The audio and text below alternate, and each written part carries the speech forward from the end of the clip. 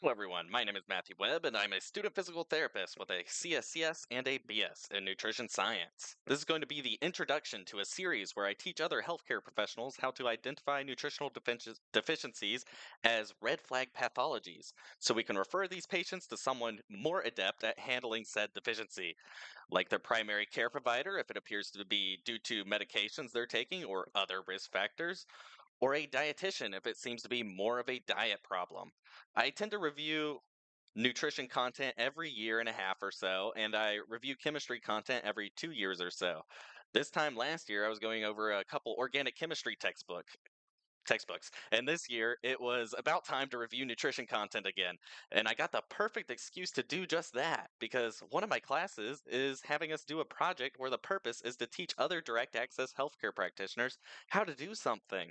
And I thought that was the perfect opportunity to complete a project and work towards my nutrition review that I do every year and a half.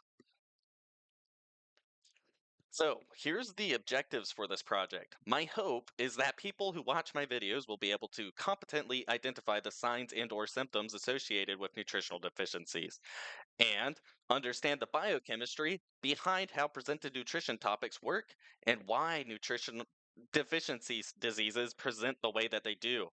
I hope that you will know that what diseases patients are at greater risk for with certain nutritional deficiencies, and that you'll be able to identify at risk patients based on your subjective questioning. All right, so these are the major biochemical pathways and cellular and molecular processes that occur in your body. Considering what you put into your body is what ultimately allows your body to continue these processes. In this series, we're going to go over every biochemical process on these charts and a few more. And I am, of course, just kidding when I say that, but I wish that I could. Unfortunately, there is no way I can see all the processes on these charts, as they were meant to be like 100-inch long posters. So these pictures are scaled down probably 20-fold or more. These posters were started by Dr. Gerhard Mihal, and he started them in 1965 and just continued expanding upon them as we discovered more and more processes. However, he couldn't keep up with all the new biochemical discoveries, so he had to be picky with the ones he chose to put on here. And he tried to pick the ones he thought were the most important, and he showed all these points where the different processes are connected. So you can really see how interconnected all these biochemical processes are, which is really cool. He's retired now, so you can it's up to the people at Roche BCP or Biochemical Pathways if they want to maintain it. The Roche BCP used to actually send these whole posters out for free if you emailed them a good reason why you needed it. So colleges, professors, and students all over the world actually had these posters at full size and got them for free. And the link I posted on this slide was one where you used to be able to view the whole poster digitally in high definition. So you could zoom in and see everything. And you could also do key term searches. So you could find all the processes that use a specific enzyme or whatever you're looking for. However, if you click on that link now, it tells you they're revising it and phasing out this old version. However, a different page on their website made it sound like they were retiring it and not planning to revise it, which would be devastating, as I would really like to get my hands on one of these posters one day. I would legitimately hang this up in my room.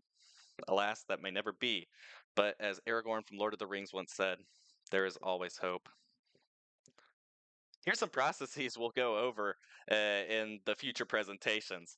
I know all of you have seen the citric acid cycle. The folate and methionine cycles may be a bit more niche, and I wouldn't be surprised if some of you haven't seen them before. During my research for these presentations, I actually found a picture of a cycle that is not usually depicted. In fact, I've never seen it illustrated before, and I'm excited to share it with you in one of these presentations I'll be doing. So stick around for that surprise. I'm not going to spoil it here, though. This slide is dedicated to showing the current legislation on who is allowed to give nutrition advice to patients by state.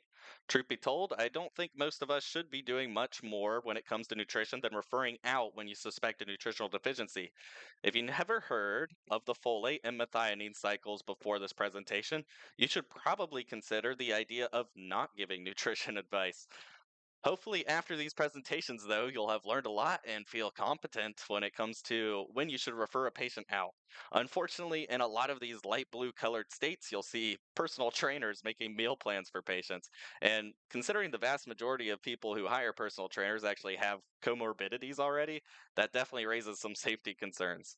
I was a personal trainer for a while in one of these light blue states, and I knew other personal trainers who would actually market themselves as certified nutritionists because they did some general nutrition certification from one of the personal training certification organizations, and they'd be making full-on meal plans for these people with comorbidities. And I can tell you for a fact that some of these personal trainers didn't even know what the Krebs cycle was, which is kind of a scary thought.